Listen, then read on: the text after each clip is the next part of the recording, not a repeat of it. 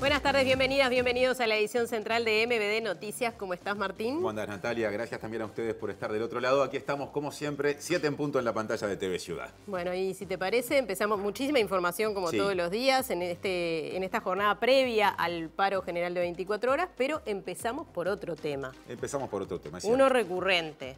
La decisión de cambiar la normativa sobre empaquetado y etiquetado de cigarrillos sigue generando repercusiones tanto a nivel local como internacional.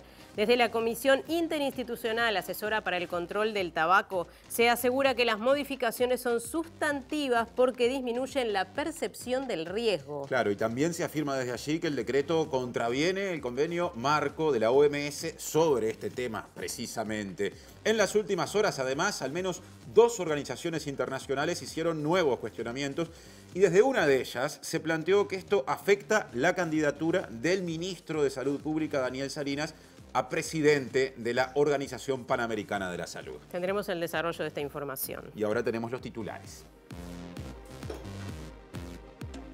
Paro general de 24 horas del PIT-CNT. Sin clases ni transporte, comercios y bancos permanecerán cerrados. Servicios de ómnibus merman al caer la tarde. Ruralistas se manifestaron en contra de la reasignación de fondos del INAC en la rendición de cuentas. Trabajadores de COPSA alcanzaron preacuerdo con la empresa y levantan medidas gremiales. 66% de la población considera que se deberían aplicar más medidas alternativas a la prisión, según encuesta de Cifra encargada por ONU. Se trancó la nueva ley de medios en diputados por ausencia de legisladores de Cabildo Abierto. Senador Frente Amplista Alejandro Sánchez anunció que planteará coordinar desde Presidencia de la República una política pública en prevención del suicidio. Despidos en unidad coronaria móvil preocupa a trabajadores, trabajadoras y médicos. El Frente Amplio decidió llamar a Comisión General al ministro de Ambiente, Adrián Peña, en la Cámara de Representantes para que brinde más información sobre el proyecto Arasatí y su financiamiento. Investigadores de la Facultad de Ciencias de la Universidad de la República desarrollaron una serie de soluciones de bajo costo para detectar plomo. Al menos 100 militares, azeríes y armenios murieron en los combates más violentos que se registran desde la guerra entre ambos países en 2020.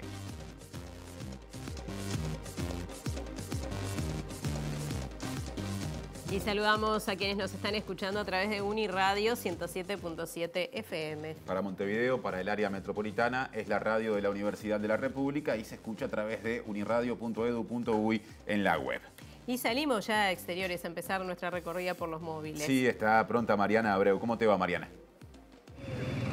¿Cómo andan, compañeros? Buenas noches. Estamos en 18 de julio a la altura de la Plaza Libertad. Acá hay bastante movimiento con motivo de que están realizándose las últimas salidas de buses urbanos, también interdepartamentales, con motivo del paro de 24 horas general convocado para el día de mañana por el PIT-CNT, un paro que tiene como consigna contra el modelo de la desigualdad y es en rechazo a la suba de precios, a la pérdida del poder de compra de los trabajadores y también en rechazo al anteproyecto de la reforma de la seguridad social. En un ratito ampliamos esta información. Muchas gracias, Mariana. Tenemos otro adelanto, pero en el estudio. Sí, porque vuelve a visitarnos y también a visitarles Macarena Vico. ¿Cómo andas, Macarena? Buenas noches, compañeros. Un gusto estar de nuevo por acá. Hoy seguimos compartiendo historias de mujeres que pasaron por el programa Barrido Inclusivo, un programa sociolaboral de la Intendencia de Montevideo que ha cumplido 20 años y por el que han pasado casi 3.000 mujeres. Y uno de sus objetivos es brindar competencias para, a través de capacitaciones para poder insertar a estas mujeres en el mercado laboral. Y una de las que vamos a compartir hoy es la historia de Paola, que desde 2017 está vinculada al programa. Muchas gracias, Macarena. Salimos nuevamente a otro punto de Montevideo. Y ahora espera Diego Martini. ¿Cómo te va, Diego? Buenas noches. ¿Qué tal, compañeros? Muy buenas tardes para ustedes. Nos encontramos acá en la sede del PIT-CNT, donde los sindicatos de formación, de educación, mejor dicho, terciaria en educación, hacen una conferencia de prensa hoy en conjunto por primera vez porque sienten que la educación terciaria está amenazada. Conferencia de prensa que fue dada ahora por los representantes de ADUR, del Consejo de Formación en Educación y también de la UDELAR, donde hicieron referencia a problemas que está teniendo la educación terciaria, así que estaremos ampliando seguramente con la voz de algunos de ellos en minutos. Estaremos atentos, Diego, y tenemos otro adelanto también aquí con nuestra compañera de todos los días. Claro, Julieta Núñez Tomás y el adelanto del informe de hoy. Julieta, ¿cómo te va? ¿Cómo están, compañeros? Espero que estén muy bien. Hoy vamos a hablar de cárceles. Venimos tocando temas que siempre están en la agenda, pero esta vez las cárceles están en la agenda no justamente por lo que sucede dentro de las prisiones, sino por lo que puede llegar a suceder afuera de las prisiones, porque se presentó hoy una encuesta sobre la percepción ciudadana de las medidas alternativas a la privación de libertad. Es una encuesta que realizó la consultora Cifra, que acompañó a la oficina del comisionado parlamentario para el sistema penitenciario y que fue financiado por Naciones Unidas. Esta encuesta tiene datos muy interesantes que pueden llegar a sorprendernos si habíamos pensado o trabajado estos temas, y a la gente que piensa y trabaja estos temas, porque la aprobación a las medidas alternativas a la privación de libertad en nuestra población uruguaya es muy alta, es mucho más alta de lo que se esperaba. 66% de la población uruguaya cree que se deben utilizar más y 58% de la población uruguaya cree que se debe favorecer en términos de inversión presupuestaria más a la rehabilitación que a la construcción de cárceles. Así que vamos a estar compartiendo un montón de datos, números, gráficas sobre esto, y vamos a tener la palabra de la directora de Cifra y también del comisionado parlamentario Juan Miguel Petete. Gracias, Julieta. Y uno de los grandes temas del día es el paro general que se llevará a cabo mañana, dispuesto por el PIT-CNT. Y ya hay ambiente previo. Todo el derecho de hacer el paro, pero también nosotros el derecho de explicar por qué nos parece injusta. Es lamentable que el ministro de Trabajo no entienda lo que están viviendo, no solamente los trabajadores y las trabajadoras, sino el pueblo en general. Claramente la política económica que el gobierno está llevando adelante no está en un derrame donde la gente lo pueda ver.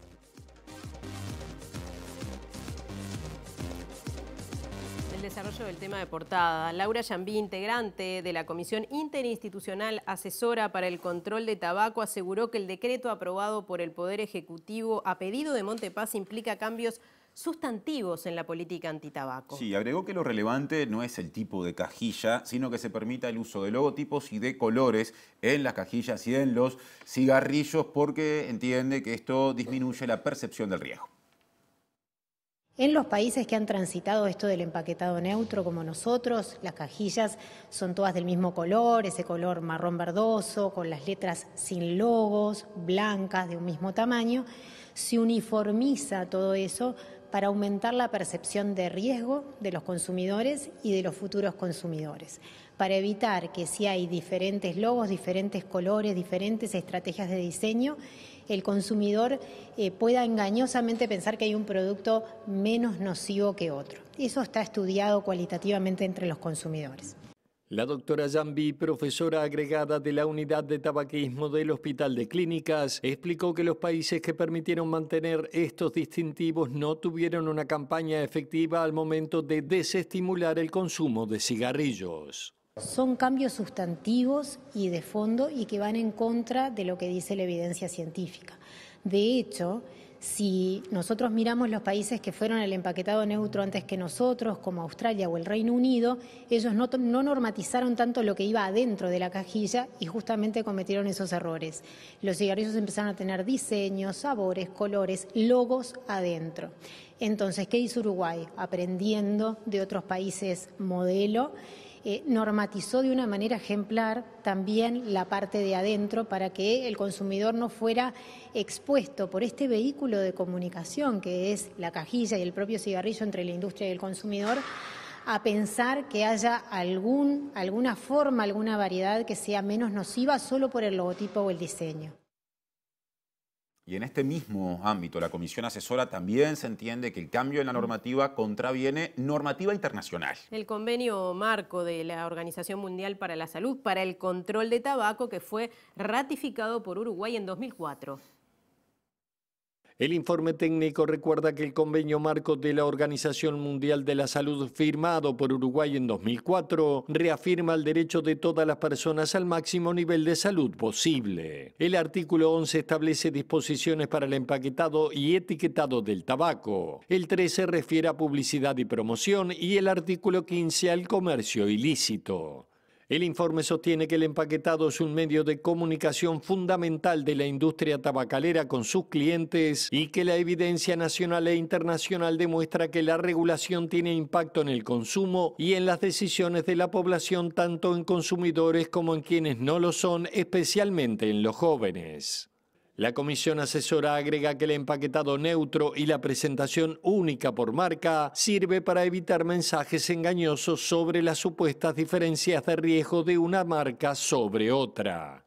Por otra parte, el informe asegura que ya hay un protocolo de combate al contrabando establecido en un convenio con la OMS y sostiene que las sustituciones de los artículos 7, 8 y 10 en el decreto del Poder Ejecutivo permite que los cigarrillos sean más atractivos a través de técnicas de diseño al eliminar la uniformidad del empaquetado. Y la directora ejecutiva de la Coalición Saludable para las Américas expresó que lo que ocurrió en los últimos 2 años es, textualmente, un retroceso enorme en la lucha contra el tabaco. Agregó que preocupa que en este contexto, luego de justamente firmado el decreto tan comentado, le preocupa que el actual ministro de Salud Pública uruguayo, Daniel Salinas, sea candidato a la presidencia de la Organización Panamericana de la Salud y por ende le pidió al presidente de la República, Lacalle Pou, que revea el cambio normativo. El ministro Salinas es candidato para ser director general de la Organización Panamericana de la Salud.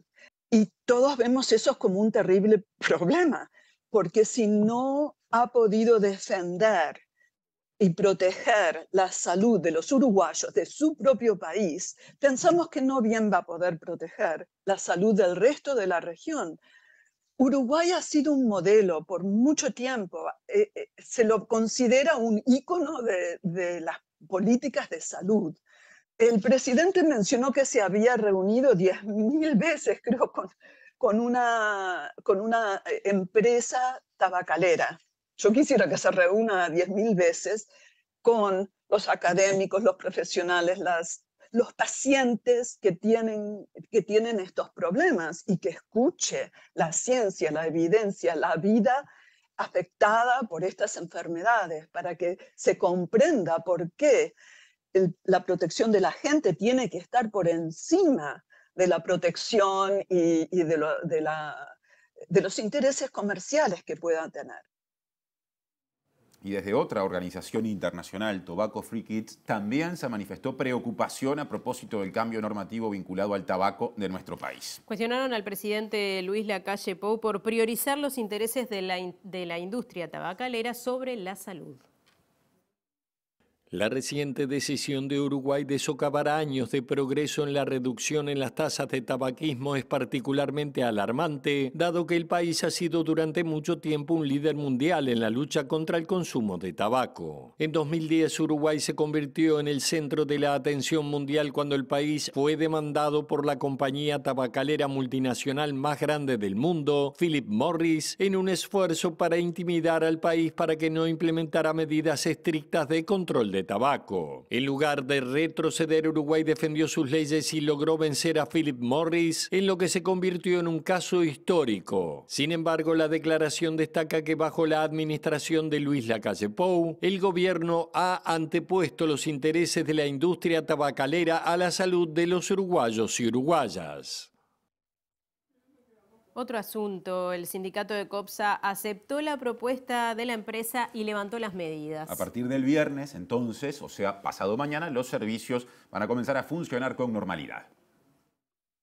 La postura se votó en asamblea luego de que esta mañana se llevara a cabo una instancia de negociación entre la empresa COPSA y el sindicato en el Ministerio de Trabajo, que ayer presentó una propuesta rechazada por los trabajadores por no contemplar soluciones de fondo a los reclamos planteados.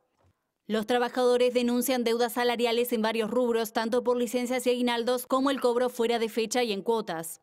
La propuesta presentada esta jornada fue finalmente aceptada y deja sin efecto las medidas. Acordaron el cobro salarial al 10 de cada mes. El pago de la licencia será en su totalidad al salir y se pagará medio salario vacacional en ese momento y el resto en diciembre. Respecto a lo adeudado, se conformó una comisión con el Ministerio de Transporte y el Ministerio de Trabajo, que tienen un plazo de 30 días para alcanzar algún resultado. El ministro Pablo Mieres celebró el acuerdo alcanzado. Que había un problema de cobro de haberes por parte de los trabajadores que venían desde hace mucho tiempo con dificultades, con atrasos en los pagos, etcétera, y que también se venía remontando ese atraso, es real, y evidentemente la solución vino por ese lado. Una fórmula que permite ir recuperando lo adeudado y además garantías de cobro en tiempo y forma.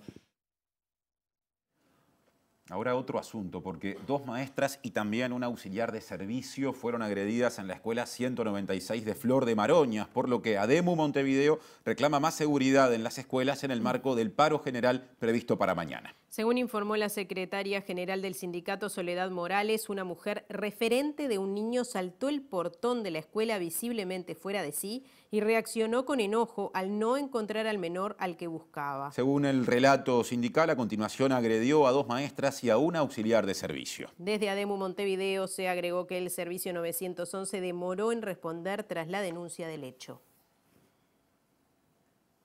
Y ahora volvemos a exteriores, Natalia. Nos reencontramos nuevamente con nuestra compañera Mariana Abreu. Así es, como hemos mencionado, mañana es el paro general de 24 horas convocado por el PIT-CNT bajo la consigna contra el modelo de la desigualdad. Es una medida en rechazo a la suba de precios, al poder adquisitivo de los trabajadores y también en rechazo al anteproyecto de la reforma de la seguridad social. Como dijimos, aquí en 18 de julio y también en otras zonas de Montevideo hay bastante tránsito porque están saliendo los últimos buses, tanto a nivel urbano como suburbano y también interdepartamental, y hay afectación de otros servicios como sucede cuando hay este tipo de medidas. Es un paro que no va a tener un acto central como en otras oportunidades, sino que se van a desarrollar diferentes movilizaciones a nivel de los diferentes barrios y también localidades, y nuestro compañero Luca Veloz estuvo conversando con la secretaria general del PIT-CNT, Elvia Pereira, a quien escuchamos. El tema salarial pasa por el poder de compra de los salarios de las y los trabajadores, que cada vez se ven disminuidos, pasa por el tema empleo, pasa por el tema de derechos laborales que vemos que se van restringiendo, retrocediendo, como el tema que va a entrar ahora a la Cámara de Diputados de negociación colectiva. O sea, es intenso, amplio esta plataforma, y por eso ya auguramos un paro nacional general que va a tener un muy buen acatamiento. En Montevideo, el PIT-CNT se movilizará por zonales y en Canelones, en diferentes localidades, se concentrarán para conversar con la ciudadanía y realizar volanteadas. En otras ciudades del país también se realizan caravanas. Es lamentable que el ministro de Trabajo no entienda lo que están viviendo no solamente los trabajadores y las trabajadoras, sino el pueblo en general. Claramente la política económica que el gobierno está llevando adelante no está en un derrame donde la gente lo pueda ver.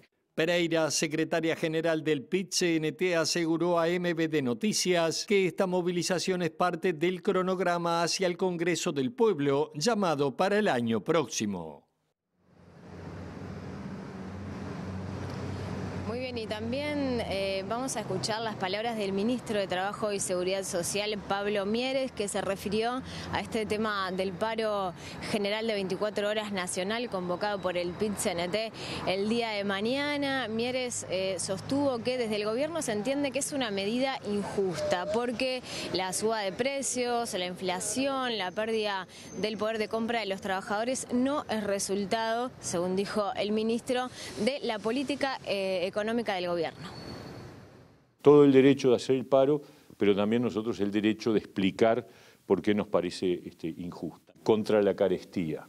El mundo entero está viviendo un proceso inflacionario que no es responsabilidad de este gobierno.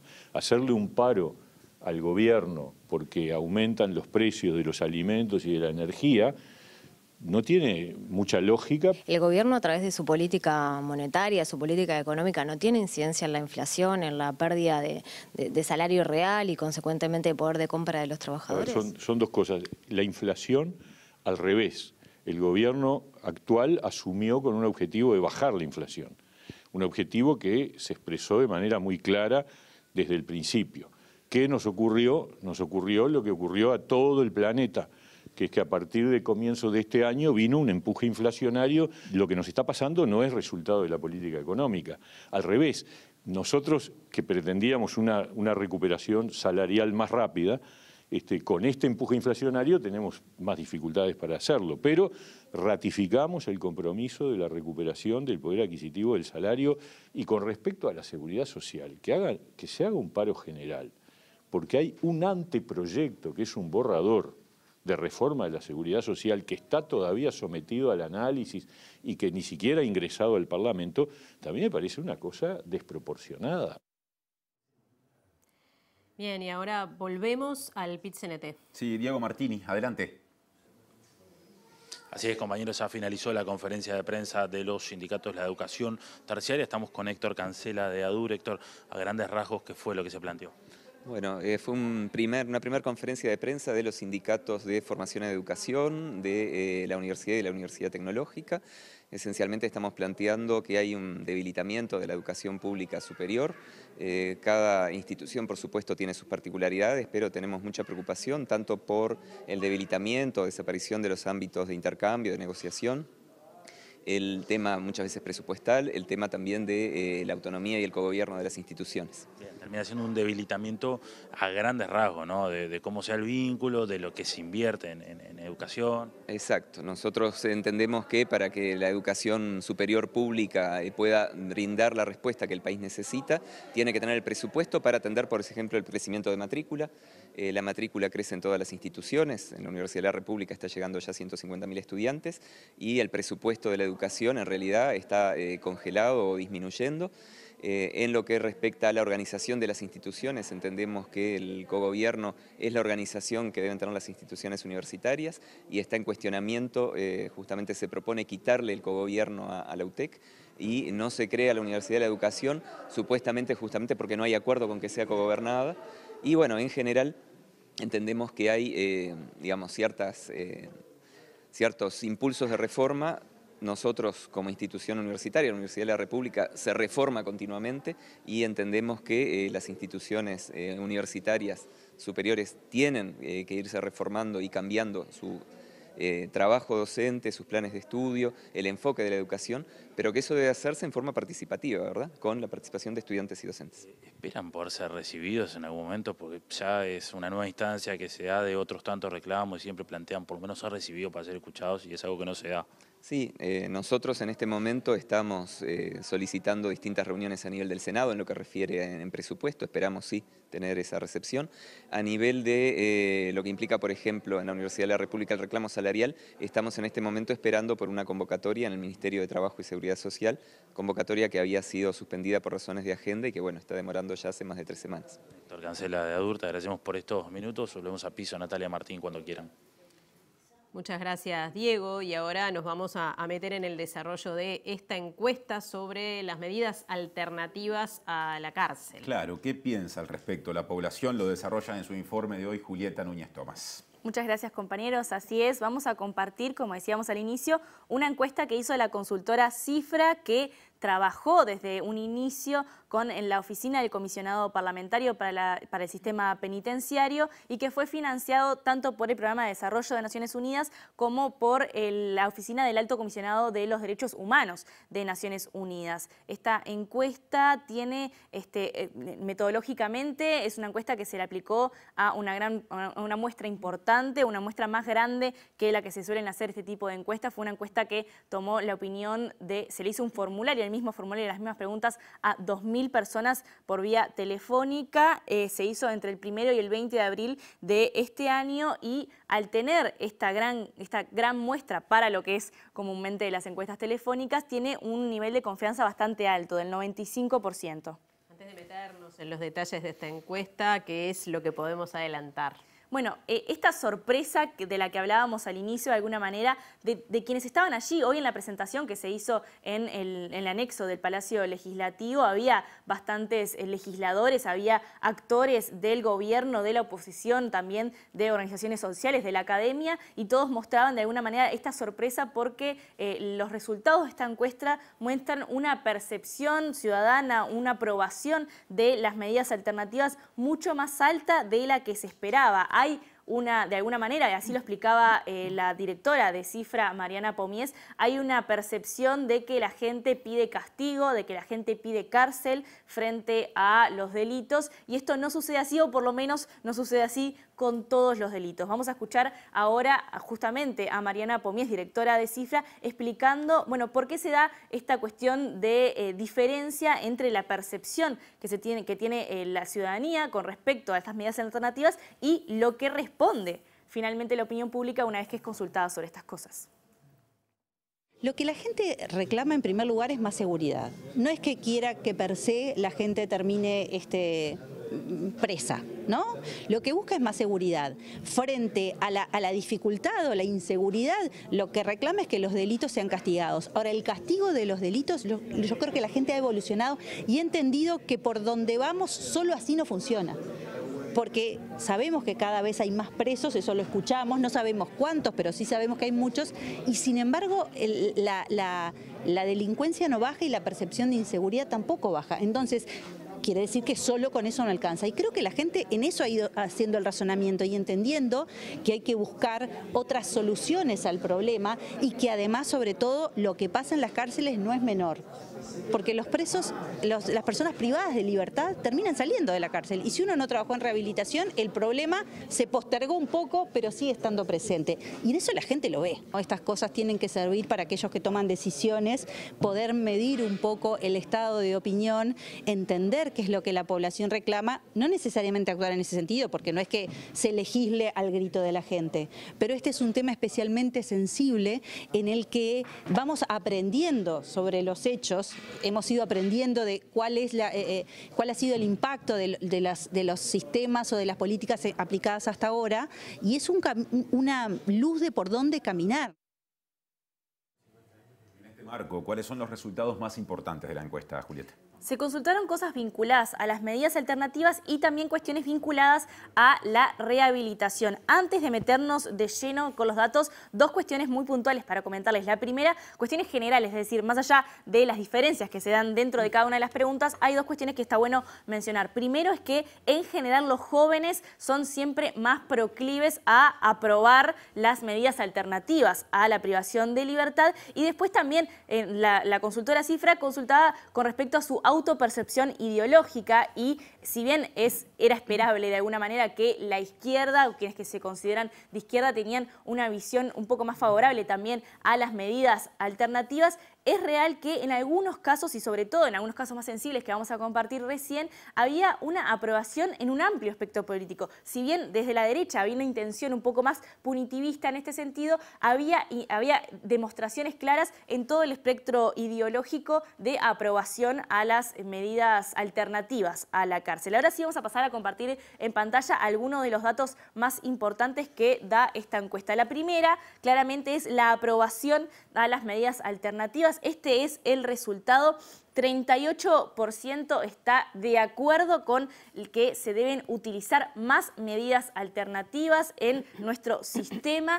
28% está totalmente de acuerdo, esto suma 66. Hay un 7% que no está de acuerdo ni desacuerdo, un 16% que está en desacuerdo, un 10% que está totalmente en desacuerdo y un 2% que no opina. La diferencia entre quienes están de acuerdo y en desacuerdo, entre quienes están totalmente de acuerdo, entre quienes están totalmente en desacuerdo y en desacuerdo es amplia, es decir, lo supera ampliamente quienes están de acuerdo con quienes no lo están. Vamos a ver ahora en la siguiente gráfica lo que sucede cuando estamos hablando de delitos no violentos, de delitos que tienen alguna característica como por ejemplo el hurto o cuestiones así que no interviene la violencia. Aquí cuando se les hablaba puntualmente de los delitos en sí, no de algo abstracto como las medidas alternativas, como pueden ver, la situación es un poco diferente. 58% de las personas encuestadas dijeron que frente a este tipo de delitos es mejor la prisión, 33% dijeron que es mejor las penas alternativas y 9% dio otro tipo de respuestas.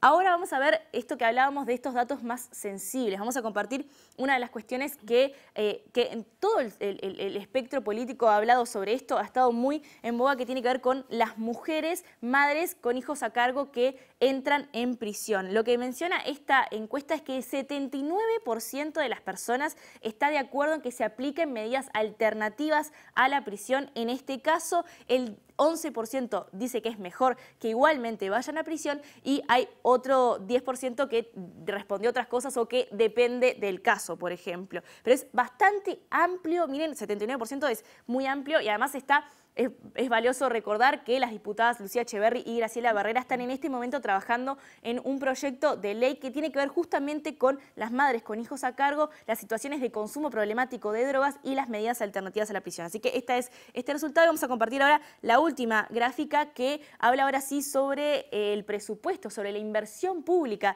y se le consultaba a la gente si había que gastar más en rehabilitación o gastar más en la construcción de cárceles. El 58% de los encuestados respondió que había que gastar más en rehabilitación y solamente un 27% en que había que gastar más en ampliar cárceles, un 11% decía que había que gastar en las dos por igual y un 4% no opinó. Quien estaba también presente, allí lo veíamos en algunas imágenes mientras hablaba la directora de Cifra, es el comisionado parlamentario para el sistema penitenciario, Juan Miguel Petit, y a él le consultamos cuál era el estado actual de aplicación de las medidas alternativas, porque existen ahí, nos mencionaba que hay más o menos 15.000 personas que están allí trabajando con las medidas alternativas, pero tiene algunas críticas duras con respecto a su carácter en nuestro país. Las medidas alternativas tienen que también no solamente extenderse en su concepto, sino también en su profundidad. Hay que desarrollarlas muy fuertemente. Las medidas alternativas requieren tratamiento, requieren trabajo en la adicción de la persona, en su salud mental, su situación laboral, su situación familiar. No es solamente... Hoy las medidas alternativas son muy débiles, son muy frágiles, son muy pobres en contenido, porque le falta gente, le falta técnicos. Son a veces, por ejemplo, en los trabajos comunitarios, un acuerdo para trabajar en un parque, para trabajar en una intendencia. Está muy bien, pero se requieren, o por ejemplo, un arresto nocturno, o firmar en una comisaría, o ser vigilado a la prisión domiciliaria, que vaya un vehículo policial y verifique que la persona está allí. Esos son mínimos de seguridad y de control, pero la medida alternativa, como lo hizo el Uruguay con los adolescentes. Las medidas alternativas son trabajo, ir una vez, 2 veces, 3 veces por semana a un centro donde la persona tiene capacitación, terapia, se relaciona con programas de orientación, programas de acceso a vivienda, de construcción propia, cuando la gente necesita ampliar una construcción modesta donde tiene varios hijos y no tiene lugar para superar ese hacinamiento. Bueno, es orientación para un proyecto de vida. Hay que darles contenido. El Uruguay está muy rezagado en esto, como está muy rezagado en las causas profundas y en la distribución del territorio de espacios que todavía no tienen acceso a derechos plenamente. Ese es el gran desafío. La cárcel es un reflejo de algo que está pasando en otros lugares. Cambiamos de tema. Desde el Centro Cultural Cátedra Washington Benavides se interpreta que la postura de la Dirección General de Educación Secundaria no impide continuar con la campaña para designar al Liceo 5 de Tacuarembó con el nombre del escritor y docente. Esto había generado cierta polémica. Claro, lo que entienden que sí está prohibido desde ese espacio de la sociedad civil es continuar con las actividades que promovían justamente a nivel comunitario digamos, la aplicación del nombre de Benavides, y entonces las actividades de momento no se hacen.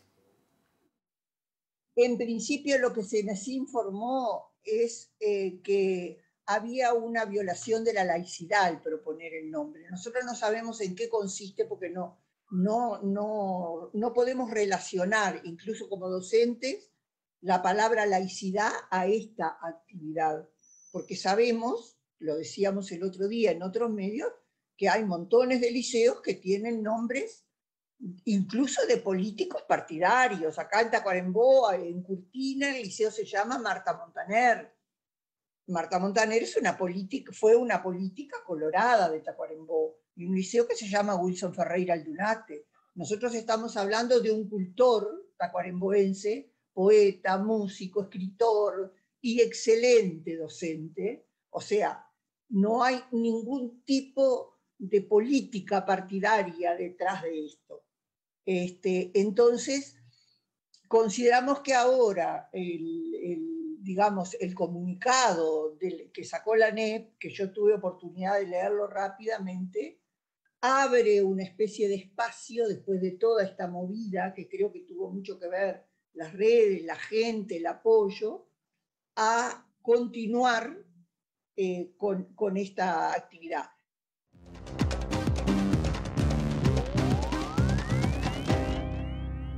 Bueno, dos temas que han surgido en estos días que merecen un análisis político, ¿no? Por Claro. un lado, este llamado al diálogo desde el Frente Amplio y por otro lado, la convocatoria multipartidaria de Cabildo Abierto. Y de eso hablará Eduardo Botinelli en la columna que ya empieza. Eduardo, buenas noches. ¿Qué tal? Buenas noches, ¿cómo están? Todo bien. Bueno, sí, estamos en el país en el último tiempo en un clima de confrontación que ha ido en aumento en los últimos años, un crecimiento de lo que podemos llamar crispación política, no vinculada a temas de discusión estrictamente política, ideológica, sino en términos de enfrentamientos personales o de acusaciones cruzadas que se ha ido de alguna forma desarrollando en los últimos 4 o 5 años, por poner un plazo, aunque quizás sea anterior todavía, pero que últimamente estaba siendo cada día más hostil. Ese entrecruzamiento de acusaciones, esos ataques personales que van más allá de lo político y que podemos ver, o sea, la última campaña electoral de 2019, lo que fue las departamentales del 2020, lo que fueron también la campaña con el referéndum de la ley de urgente consideración, donde había acusaciones cruzadas con acusaciones de mentiras, con ataques personales.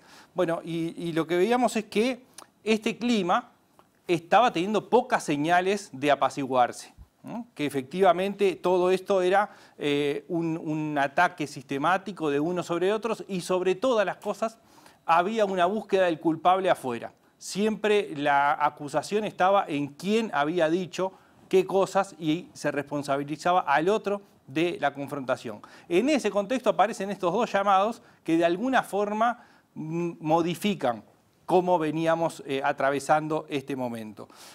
Tenemos por un lado lo que es la convocatoria realizada por el Frente Amplio a un espacio multipartidario para discutir algunos elementos quizás más coyunturales o que han salido en el último tiempo. Uno tiene que ver con la convivencia democrática, que va en línea de estos elementos vinculados a la crispación. Otro que emergió últimamente, que es el rol del narcotráfico y la vinculación con el financiamiento de los partidos políticos o la posible vinculación que podría llegar a tener, porque en esto se ha sido muy cuidadoso, lo hemos hablado en alguna columna anterior, en que de alguna forma se fue cuidadoso en entender que el narcotráfico no está financiando a los partidos, pero lo que sí se encendió una alarma es que eso puede llegar a pasar. El otro tema tiene que ver con la judicialización de la política, donde también de alguna forma hay un reconocimiento de que la política no está pudiendo solucionar los problemas y por lo tanto los deriva al Poder Judicial. El tema, se planteó, fue la primera reunión y un poco empieza a trabajarse en ese sentido. Por otro lado, aparece la convocatoria de Cabildo Abierto, que es más de largo plazo, o sea, no plantea prácticamente discusiones coyunturales, sino de largo plazo con un esquema un poco distinto.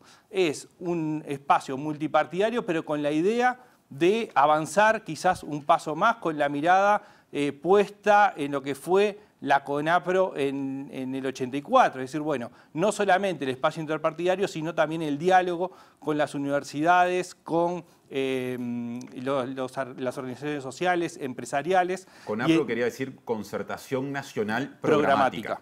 Programática, exactamente, que era como pensar programáticamente el país hacia el futuro, ¿no? Sí. Bueno, es un Ellos poco hablan de políticas de Estado, ¿no? Como sí. Desde Cabildo Abierto. Ese es un poco entonces el planteo de Cabildo Abierto es más a largo plazo, mientras que el planteo del Frente Amplio tiene más que ver con los elementos coyunturales.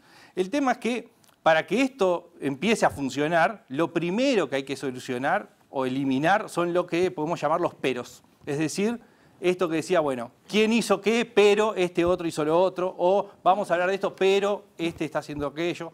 Entonces, ese es un primer elemento, porque para que haya acuerdo, para que no haya acuerdo es más fácil. O sea, encontrar las diferencias es mucho más fácil que encontrar los acuerdos. Entonces, en esa línea de arranque ya empiezan a aparecer algunas señales. Bueno, hablando de señales, vamos a las reacciones concretas de, por lo menos, las instancias que ya conocemos. Por ejemplo, hubo una reunión, la convocada por el Frente Amplio, y también las reacciones que generan la otra convocatoria.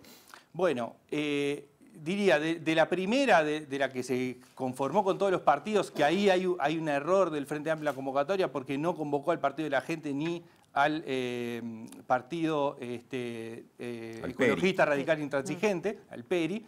Ahí hay un error porque si se busca un acuerdo de todos los partidos, omitir alguno es un problema, pero bueno, supongo que estarán trabajando en solucionarlo. Pero, digamos, la primera idea que sale es que nadie quiso quedar demasiado dialogante, ¿no? Es que aparecieron esos peros que decía en señalar que, si bien en un espacio bienvenido, hubo matices. Y hubo matices en cómo fueron las reacciones inmediatas posteriores.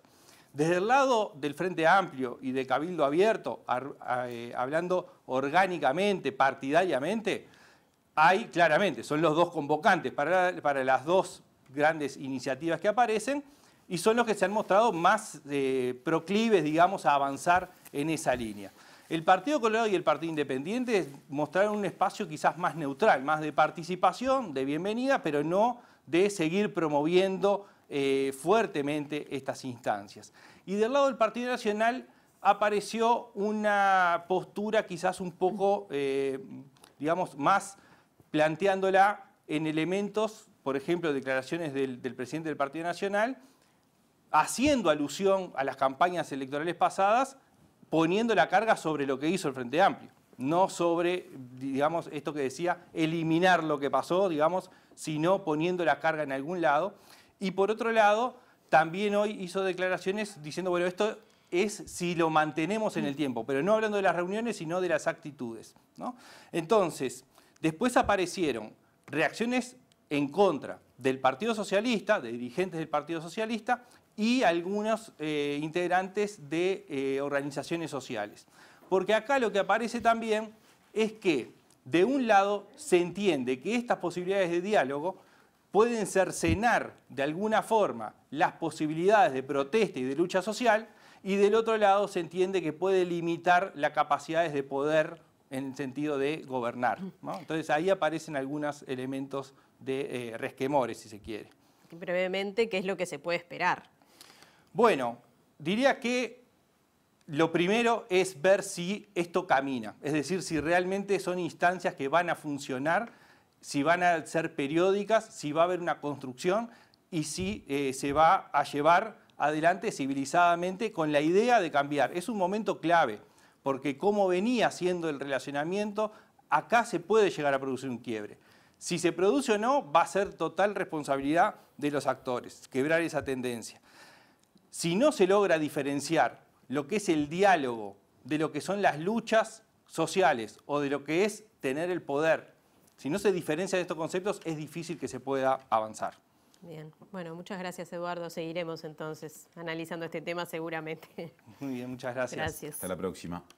Bueno, y cambiamos. Sí, cambiamos de tema. De tema. Hablando de reclamos, ¿no? Exacto, hablando de reclamos, un centenar de personas que hace 43 años trabajaron en las obras de construcción de la represa de Salto Grande se manifestaron frente a la Torre Ejecutiva. Le piden al presidente de la República, Lacalle Pou, que envíe al Parlamento un proyecto de ley reparatoria que les permita tener un resarcimiento económico. Los ex obreros de Salto Grande, cuando construyeron la represa, ellos tenían que cobrar los despidos cuando terminaron la obra, franco compensatorio y hora extra que no se liquidaron. Entonces, esa plata la empresa la dejó en rentas generales. Con el advenimiento de la democracia, esa plata se desvió y se fumó, pero nunca llegó a la mano de los ex obreros. Y es por eso que hoy estamos en torre ejecutiva, porque el consenso del Poder Legislativo está para reparar. Solo basta que el presidente de la República envíe el proyecto de ley. Es el presidente que tiene que enviar el proyecto de ley al Parlamento, si no, no va a haber nunca discusión parlamentaria. Entonces eso es lo que hoy venimos a buscar acá. Yo creo que este presidente que votó la gente para el cambio tiene que mostrar la diferencia. Y si bien otros presidentes no repararon, yo creo que este presidente va a tener la voluntad política de reparar este daño que le han provocado los obreros de Salto Grande. Asunto. 8 familias del barrio Campichuelo, ubicado en las cercanías de Belvedere, recibieron las llaves de su nueva vivienda. Esto tras las obras realizadas en conjunto entre la Intendencia de Montevideo y el Ministerio de Vivienda y Ordenamiento Territorial. Esto es una regularización de Campichuelo, que son unas 55 viviendas, de las cuales se tenían que realojar 13. Estamos realojando 8 y el año que viene se van a realojar 5 más. Este convenio con la empresa para la construcción de estas viviendas se firmó en diciembre y la verdad que a buen ritmo ya estas 8 están construidas, quedaron muy bien. Pero al mismo tiempo que se hizo esto, se están haciendo en las otras viviendas que no se realojan, que son más de 30 obviamente, se están haciendo los trabajos de regularización, o sea, trabajo en calles, la Intendencia está haciendo trabajo de sanitaria, trabajo de eléctrica y también reparación de techos en las que se regularizan y quedan en el lugar. En este año ya hemos podido entregar estas 8 viviendas que ustedes pueden apreciar, son unas viviendas dignas, unas viviendas que inclusive hay una que es inclusiva, un aporte importante, acá estamos hablando de 84 millones de pesos, de los cuales 72% ha entregado el Ministerio de Vivienda. El proceso fue largo. Mateo ya tiene claro qué va a poner en su dormitorio y está feliz por tener un patio. Javier es el reflejo de la perseverancia de los vecinos para lograr el cambio. Cuando aparece esta posibilidad del realojo aquí, obviamente que empezamos a soñar.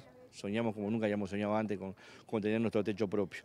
Y hoy se convierte en realidad, hoy la verdad es eso, es una realidad. Es un sueño hecho realidad. Y la tranquilidad de llegar a tu casa y tener una puerta en tu dormitorio, por ejemplo, que a veces no la tenés, tener un baño en condiciones, tener un estar, recibir gente. Estuve muy contento de tener esta casa porque ya hace tiempo que la estuve esperando. Que me reencantó la casa y que antes en mi otra casa yo no tenía patio. Entonces ahora que tengo esta casa me reemocioné porque ahora sí tengo patio para jugar. Bueno, con ganas de seguir escuchando testimonios. Sí, de acceso a oportunidades, ¿no? La vivienda es fundamental, el trabajo, las oportunidades laborales también. De eso viene el informe de Macarena Vico. Maca, adelante. Buenas noches, compañeros. Sí, continuamos hoy, como decíamos más temprano, con testimonios de mujeres que pasaron por el programa Barrido Inclusivo, que está cumpliendo 20 años en la órbita de la Intendencia y que se da en el marco de que se dé una política integral de autonomía hacia mujeres que están en situación de vulnerabilidad a través de un programa protegido y de formación.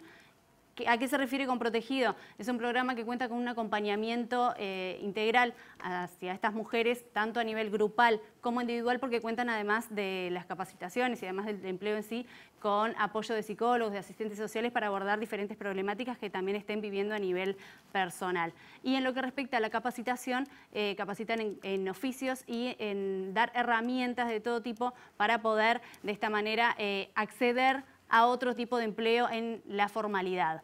El programa consta de 9 meses y son 30 horas semanales, de las cuales 20 son destinadas a labor propiamente dicho del barrido y las restantes 10 son justamente para estas capacitaciones. En ese marco es que hablamos con Paola, otra participante del programa que desde 2017 está vinculada, primero como barredora y ahora como supervisora, que además resaltó la importancia que fue para ella, que despertó un interés muy importante en lo que es la formación y los estudios. La escuchamos. Fui barrendera en el año 2017 del programa Barrido Inclusivo y a la fecha soy supervisora titular. Tengo 2 hijas, en ese momento tenía solamente un ingreso que era la asignación familiar. Estaba sin trabajo, había estado en varias empresas de limpieza, trabajé en algunas panaderías, no era lo que me gustaba, no era el trabajo que quería, hasta que me anoté en barrido. Creo que que fue en la mitad del programa que me di cuenta que tenía que cambiar, creo que mi cabeza hizo un clic. Ya me había anotado para terminar el ciclo básico con otras compañeras, mientras que fue pasando el tiempo en el programa, al final me di cuenta que era lo que quería, que era ir por el lado de la formación. Después que culminó el programa, seguí capacitándome, hice varios cursos de logística, atención al cliente, emprendedurismo. Ya terminé el bachillerato y me gustaría seguir como estudiando, avanzando y hacer operadora social o asistente social. El programa te ayuda a darte cuenta que, bueno, si no tenés la formación, tenés que seguir avanzando. También, sí, por mis hijas, tenía que darle también otro estilo de vida. Una de las cosas que siempre le digo es que vean todo el proceso que yo he hecho, que estudien, que se capaciten, que sigan adelante y que nunca miren atrás. Atrás solamente para darse cuenta de cómo están hoy en día.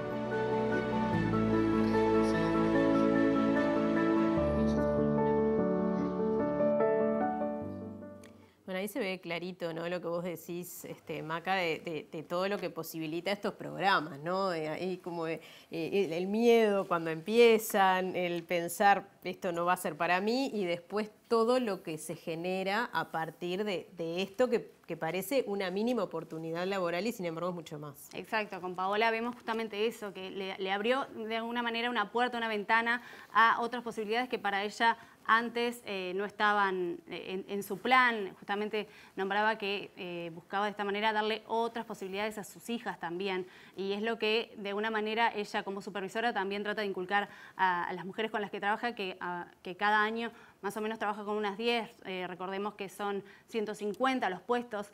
Son pocos para la cantidad de mujeres que se suelen anotar, unas 15.000 por año. Y bueno, ella trabaja más o menos con 10 y justamente además de las capacitaciones tienen siempre una perspectiva de género puesta allí. Bueno, vamos a volver a escucharla a ella, que nos vuelve a retomar este concepto de la importancia de empoderarse a través del programa y de abrir nuevos horizontes a través de las herramientas que le brinda el programa.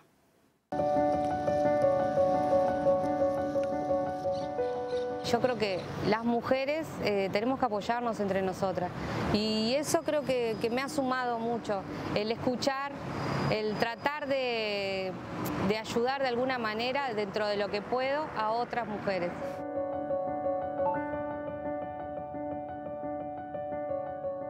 Tienen capacitaciones sobre género, emprendedurismo. Después tienen una capacitación transversal, es una capacitación donde ellas después van a salir con un oficio y eso les va a servir para el después. Les diría que se anoten, que Barrido es un programa que realmente apoya mucho a las mujeres. Es un programa donde se contiene a la mujer, se le da las herramientas para el después, para la búsqueda de empleo y para sus emprendimientos y para seguir avanzando.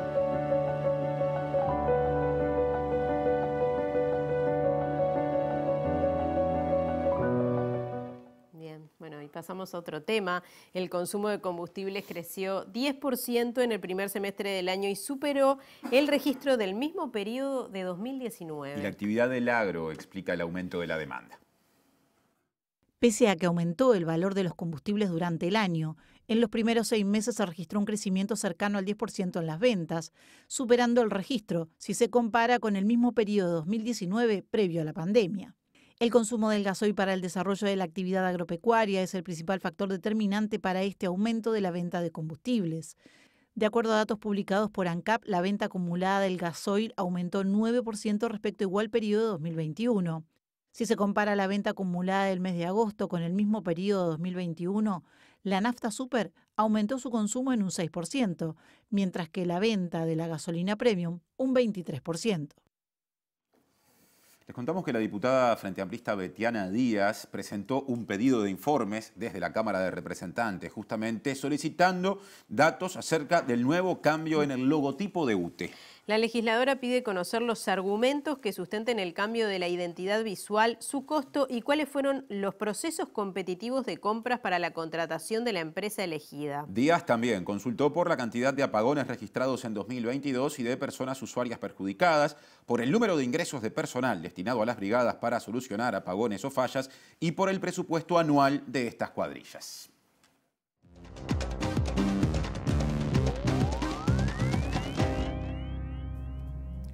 ¿Qué tal? Buenas noches. Abrimos nuestro capítulo internacional y ponemos el foco una vez más en Palestina, en Cisjordania particularmente, donde se volvieron a producir enfrentamientos entre palestinos e israelíes. Hay 2 palestinos muertos, un soldado israelí que también ha muerto en un enfrentamiento en las cercanías de Jenin, una de las zonas que ha estado más convulsionada en los últimos tiempos a raíz de las ocupaciones israelíes y los enfrentamientos que se dan por los palestinos que protestan por esa situación contra el ejército de Israel y contra los colonos. Ya son 100 los muertos palestinos desde que comenzó el año, 51 más en Gaza, y esto parece no terminar rápidamente.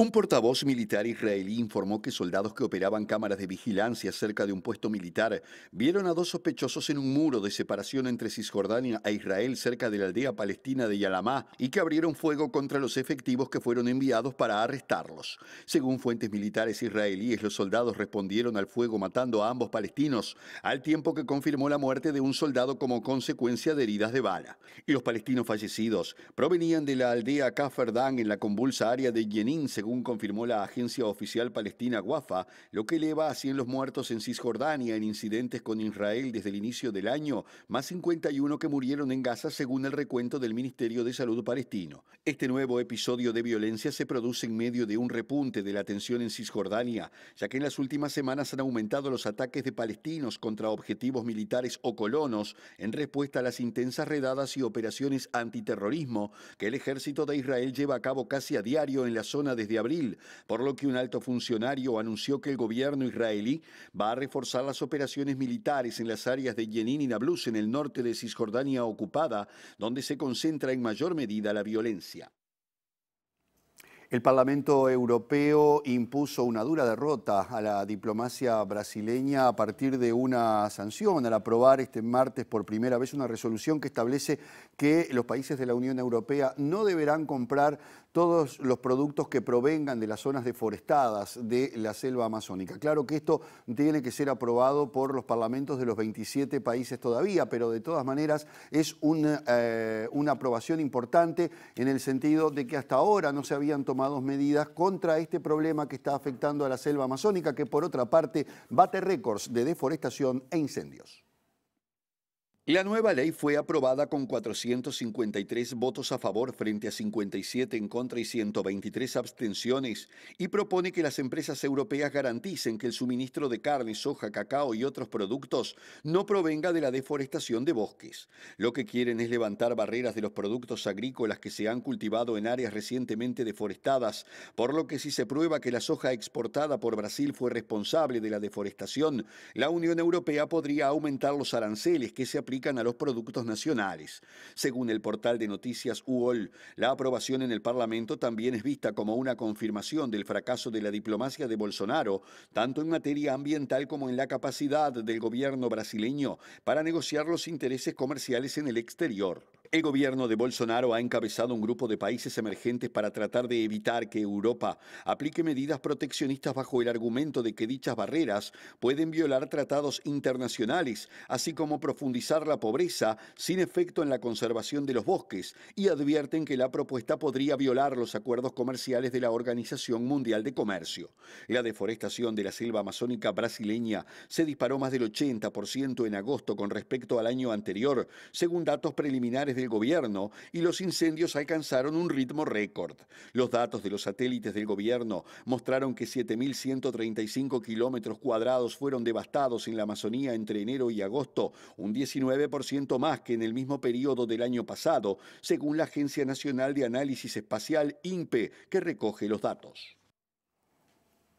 El conflicto entre Armenia y Azerbaiyán volvió a tener un nuevo capítulo en las últimas horas que ha dejado aproximadamente 100 muertos en enfrentamientos entre los ejércitos de ambos países, que recrudece después de los combates del 2020 en el marco de una saga que comenzó con la disolución de la Unión Soviética y los enfrentamientos por el Nagorno-Karabaj, una zona de mayoría armenia dentro del territorio azerbaiyano que se dio inmediatamente después de disuelta la URSS. En el 2020 hubo otra escalada de los combates y ahora, a pesar de que en estas horas parecen haber cesado, se volvió a retomar la actividad militar y los países, varios países han intervenido justamente para tratar de que esta escalada no vuelva a profundizar la guerra, algo que parece bastante lejos entre ambos países. Al menos un centenar de militares azerbaiyanos y armenios murieron en los combates más violentos registrados desde la guerra entre ambos países en 2020, en medio de peticiones de poner fin a las hostilidades por parte de Francia y otros países.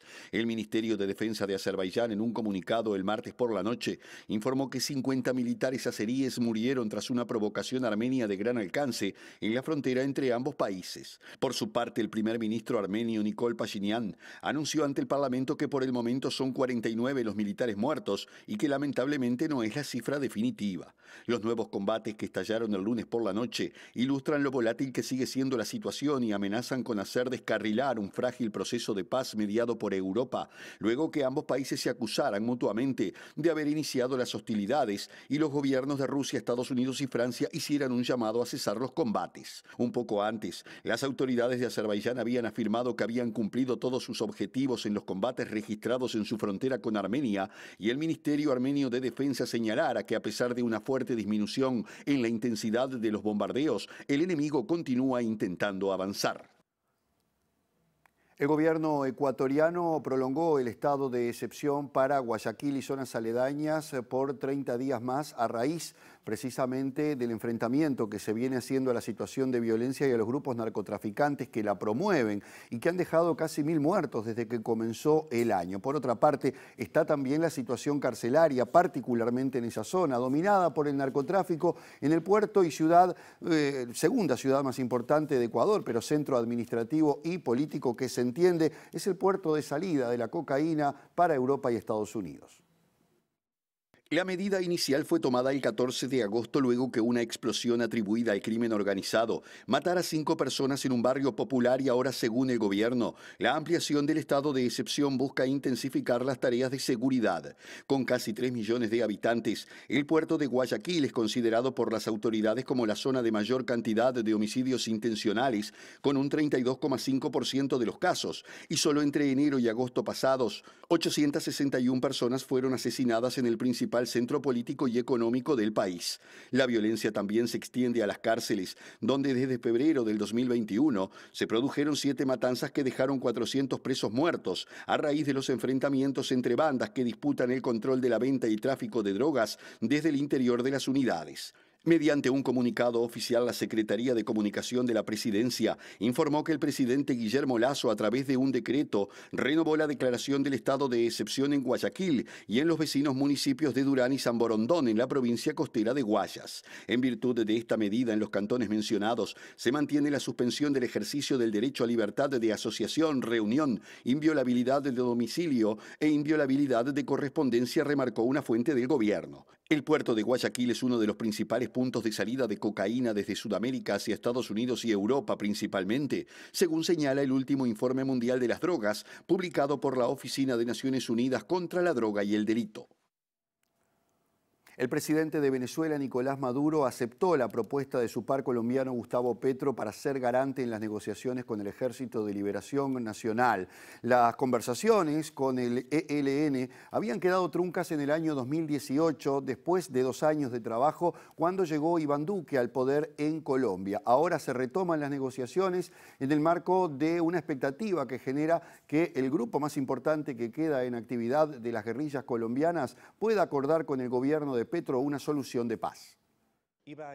Al hacer el anuncio, Maduro sostuvo que una vez más, como lo hizo el comandante Hugo Chávez en su tiempo para garantizar los acuerdos que se firmaron con la FARC, Venezuela acepta el carácter de garante. En la misiva divulgada por la presidencia colombiana, Petro le recuerda que con la activa participación de Venezuela y otros 5 países, se firmó en Caracas en marzo de 2016 el acuerdo marco para iniciar los diálogos de paz con el ELN, así como los protocolos para el tránsito por el país caribeño de los negociadores de esa guerrilla. El jefe negociador del ELN, Israel Ramírez Pineda, alias Beltrán, mostró optimismo ante las negociaciones de paz con el gobierno de Petro en una entrevista el pasado fin de semana con EFE en La Habana, donde permanece el equipo de esa guerrilla desde 2018, cuando fueron interrumpidas las conversaciones con la llegada de Iván Duque al poder. Beltrán, uno de los máximos jefes de la guerrilla colombiana en activo, reconoció los gestos iniciales de Petro y apunta que quedan apenas semanas para que se retomen las negociaciones y aseguró que el ELN necesita hechos y no solo palabras tras lo sucedido con el acuerdo de paz con la FARC, que califica de más un fracaso que un acierto. Hacemos una pausa, Martín. Es cierto, ya venimos con más información.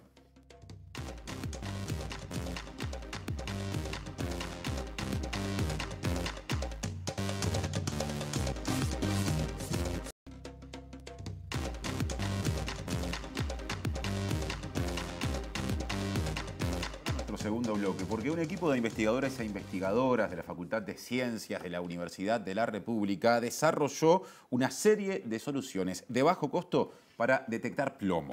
Aseguran que las personas más expuestas al riesgo son las que se dedican a la soldadura, el acopio de baterías y la quema de cables. A partir de un episodio de contaminación por plomo en La Teja en los años 2000 y 2001, la Facultad de Ciencias desarrolló un estudio sobre los recursos que tenía Uruguay para realizar análisis de plomo. El resultado arrojó que se contaba solo con 2 equipos, lo que hacía imposible un seguimiento acorde a la realidad. Ante esa situación, los investigadores de la Facultad de Ciencias, Eduardo Méndez, Santiago Botasini y Andrés Ancín, desarrollaron propuestas para facilitar la detección del plomo. La propuesta para salud pública es analizar in situ con un método rápido la presencia de plomo y aquellas muestras positivas traerlas a los laboratorios centrales. Eso, de acuerdo con nuestros estudios, trae un abatimiento de los costos en un 90%, lo cual le permitiría al Ministerio a futuro poder enfrentar ese desafío, ¿no? ¿Cuáles son hoy los sectores donde hay mayor riesgo? Dentro de la formalidad laboral, los que hacen soldaduras o los que trabajan en el acopio de baterías, en la informalidad está el problema de la quema de cables ilegal o el uso de productos no controlados en frontera que se traen de contrabando. Bueno, nosotros nos vamos, Martín, ya llega Lado B y seguirá tratando este tema del control de tabaco en el país. Sí, dándole lugar a especialistas justamente para que den su visión, así que a quedarse en la pantalla de TV Ciudad. Primero, como siempre, repasamos el pronóstico de tiempo. Sí, claro, vamos a repasar el pronóstico para los próximos 3 días en la zona metropolitana. Mañana jueves 15 de septiembre, ya mitad del mes de septiembre, 3 grados de mínima, 20 de máxima. Son días de amplitud térmica, ¿no? Observen el contraste entre la mínima y la máxima en los 3 días. Pero vamos por el segundo ahora, o sea, pasado mañana, viernes 16 de septiembre. Se espera que en Montevideo y área metropolitana la mínima sea de 6 grados, la máxima de 22. Igual que para mañana, no se pronostican lluvias. No, y el sábado tampoco, aunque creo que para el domingo ya aparece algo, pero lo veremos, bueno, mañana o pasado. Sábado 17 de septiembre, 8 grados de mínima y 23 de máxima. Sube un poquito las 2. Mañana no estaremos en vivo por el paro general, pero el viernes nos reencontraremos. Así que repasaremos los datos del tiempo de los próximos 3 días a partir del viernes, que los esperamos a las 19 horas. Que pasen bien.